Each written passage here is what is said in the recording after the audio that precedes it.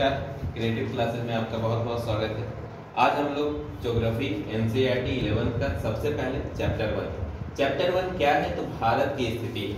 भारत जो geographical area के हिसाब से इसकी स्थिति क्या है, तो इसकी स्थिति आप देखिएगा कि पृथ्वी के उत्तरी गोलार्ध में ये स्थित है, पूर्णतः उत्तरी गोलार्ध में स्थित है, क्योंकि कर्क रेखा से ये ऊपर है। और इसका अक्षांशीय विस्तार भी हम देखेंगे तो 8 डिग्री 4 मिनट से लेकर के 37 डिग्री 6 मिनट उत्तरी अक्षांश तक है। एक मोटा मोटी फिगर हम लोग अगर बनाएंगे तो ये 8 डिग्री 4 मिनट उत्तरी अक्षांश से लेकर के ऊपर वाला भाग 37 डिग्री 6 मिनट उत्तरी अक्षांश तक है। जो लोग भी इसको पढ़ रहे हैं वो आसानी से इसके फिगर को बनाते चलिएगा, क्योंकि ज्योग्राफी बिना फिगर का आपका क्लियर नहीं होगा। दूसरा, अगर हम इसका बात करें गोलार्ध, किस गोलार्ध में भारत है, तो भारत पूर्वी गोलार्ध में 0 डिग्री गोलार्ध से लेकर के इधर, क्योंकि ये 68 डिग्री, इसका लास्ट पॉइंट जो है वो 68 डिग्री 7 मिनट से लेकर के 97 डिग्री 25 मिनट है।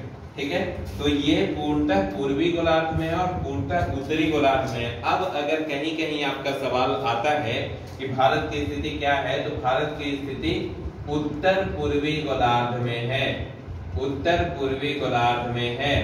ये क्लियर हो गया। तो अब हम देखेंगे कि भारत का विस्तार कहां से कहां तक है, कितने किलोमीटर का विस्तार है भारत में। जब हम बात कर रहे थे भारत के भूभाग के विस्तार की, तो यहाँ का भूभाग का विस्तार उत्तर से दक्षिण अगर हम चलेंगे तो 3214 किलोमीटर है। 3214 किलोमीटर फिगर के हिसाब से आप नोट कीजिएगा। एक मोटा मोटी फिगर आप लेते चलेंगे ताकि आपका पूरा कॉन्सेप्ट क्लियर हो सके। ज्योग्राफी फिगर पे डिपेंड है।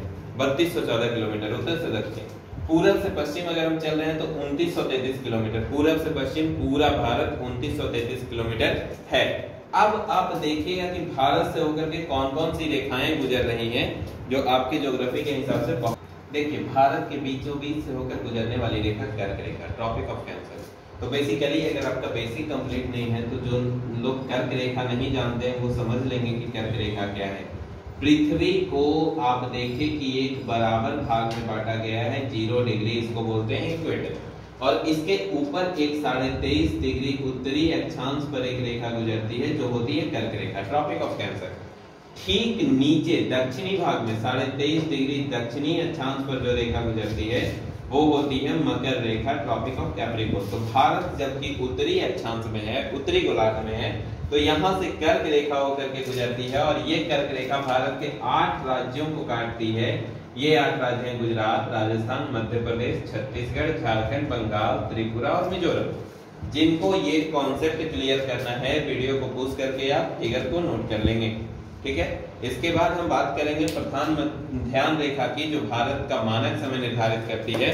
और भारतीय मानक समय में जो देखिएगा आपकी 2 घंटे का अंतर होता है, उसका क्या कॉन्सेप्ट है उसको आप पूर्णतः समझने का। भारतीय मानक समय, इंडियन स्टैंडर्ड टाइम, आईएसटी का मतलब अभी तक आपको नहीं पता होगा। जब भी रेलवे वगैरह में टाइम लिखते हैं तो आईएसटी के हिसाब से लिखते हैं। ये IST Indian standard time. Indian standard time कहने का मतलब 82.5 डिग्री पूर्वी देशांतर। अब ये क्या माजरा है, तो समय निर्धारित करने के लिए पूरे विश्व में एक ही मानक समय को लिया गया, और वह मानक समय जो 0 डिग्री देशांतर से गुजरता था, 0 डिग्री देशांतर से गुजरता था। और इस 0 डिग्री के बीच ब्रिटेन का ग्रीनविच वेधशाला है, इसलिए इसको हम ग्रीनविच मीन टाइम भी कहते हैं। और ये ग्रीनविच मीन टाइम क्या है, तो 0 डिग्री से पूरब में जो भी जाएगा टाइम प्लस होगा, और पश्चिम में जो भी जाएगा टाइम माइनस होगा। यहाँ पे आप ध्यान रखिएगा। अब है कि 2 देशांतरों के बीच की दूरी 111 किलोमीटर और 2 देशांतरों के बीच का समय 4 मिनट। 2 देशांतर पार करने में 4 मिनट का समय लगता है। ठीक है, यहाँ तक क्लियर। यानी कि 15 देशांतर अगर हम पार करेंगे तो 15 चौका 60 मिनट, 1 घंटा का समय लगेगा। और भारत जो है वो 82.5 डिग्री पूर्वी देशांतर को अपना मानक समय मानता है, जबकि आप जानते हैं कि 68 डिग्री से लेकर 97 डिग्री तक भारत का समय है। तो अगर कोई मेन टाइम नहीं माना जाता भारत में, अगर कोई निर्धारित टाइम जोन नहीं होता, तो भारत में अलग अलग टाइम हो जाता और रेलवे वगैरह में दिक्कत होती। इसलिए भारत में एक मेन टाइम माना गया है 82.5 डिग्री पूर्वी देशांतर को। ये जो 82.5 डिग्री पूर्वी देशांतर आपका मेन टाइम माना गया है, ये ग्रीनविच वेधशाला से 5.5 घंटा आगे है। मतलब कि पूरे विश्व के जो मानक समय है ग्रीनविच, वहां से 5.5 घंटा आगे है भारत का मानक समय। क्यों? अब कैलकुलेशन करके देख लीजिए, 15 डिग्री देशांतर में 1 घंटा आगे हो जा रहा है। 30 डिग्री अगर चलेंगे तो 2 घंटा आगे होता है। उसी तरह 82.5 डिग्री पे अगर आप आइएगा, 82.5 × 4, इसका मतलब हो जाएगा 5.5 घंटा अप्रोक्स समय निकलता है, और ये 5.5 घंटा आगे है। ये कैलकुलेशन का चीज है, यू मे चेक इट। इसके बाद अगर आप देखते हैं भारतीय मानक समय, तो 5.5 घंटा आगे, और ये 5 राज्यों से होकर के गुजरती है ये रेखा। पूर्वी देशांतर जो है वो 5 राज्यों से, यूपी, एमपी, छत्तीसगढ़, उड़ीसा और आंध्र प्रदेश। फिगर आप कॉपी में जरूर नोट करेंगे, ये 5 राज्यों से होकर के गुजरती है। यहां तक क्लियर है। अब भारतीय समय के हिसाब से अगर हम देखें तो एक पॉइंट आपको और देखना चाहिए कि भारत का सबसे पश्चिमी बिंदु और सबसे पूर्वी बिंदु के बीच का जो समय है, सबसे पश्चिमी बिंदु और सबसे पूर्वी बिंदु के बीच का जो समय है वो 2 घंटे का अंतर होता है। ये दोनों में 2 घंटे का अंतर होता है। लगभग जो है 30 डिग्री का अंतर है, इसलिए 2 घंटे का अंतर होता है। तो ये आपका कॉन्सेप्ट क्लियर। अब हम लोग देख लेते हैं भारत का कुल क्षेत्रफल कितना है। तो कुल क्षेत्रफल 3287,263 वर्ग किलोमीटर। अब फिगर बना के नोट करेंगे तो आपको याद आसानी से रहेगा, क्योंकि विश्व में ये 7वां है। विश्व के कुल क्षेत्रफल का 7वां भाग है, और विश्व के कुल क्षेत्रफल का 2.4% है। ये क्वेश्चन बनता है। भारत का स्थलीय सीमा कितना है? तो स्थलीय सीमा 15,106.7 किलोमीटर है, जबकि जलीय सीमा देखिएगा तो ये गुजरात से स्टार्ट होके बंगाल तक जाती है, और ये 7516.6 किलोमीटर है जलीय सीमा। अब अगर आप बात करें कि भारत का तटीय राज्य कौन कौन सा है, मतलब किन राज्यों की सीमा जो है वो तटों से लगती है, किन राज्यों की सीमा समुद्र से लगती है, तो उसका फिगर हम लोग ड्रा कर लेते हैं।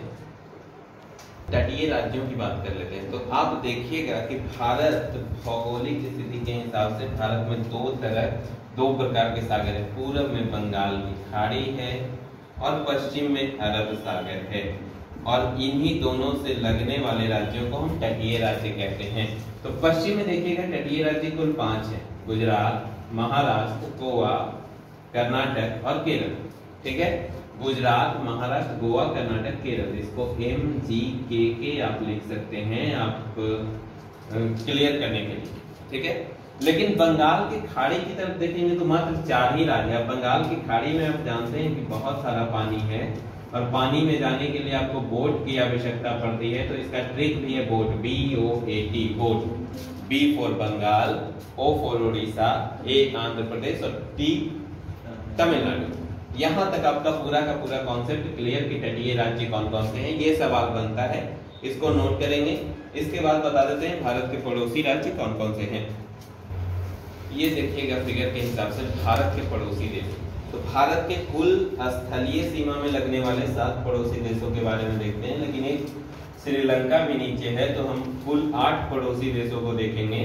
तो पश्चिम के तरफ आप देखिएगा कि पश्चिम के तरफ 2 पड़ोसी देश हैं, अफगानिस्तान और पाकिस्तान। क्लियर, अफगानिस्तान और पाकिस्तान। पूरब में बढ़ेंगे तो एक सबसे ऊपर है चीन, उसके नीचे नेपाल, भूटान, पूरब में म्यांमार, और नीचे जो बंगाल के खाड़ी के साथ लगा हुआ है वो बांग्लादेश, और सबसे नीचे श्रीलंका।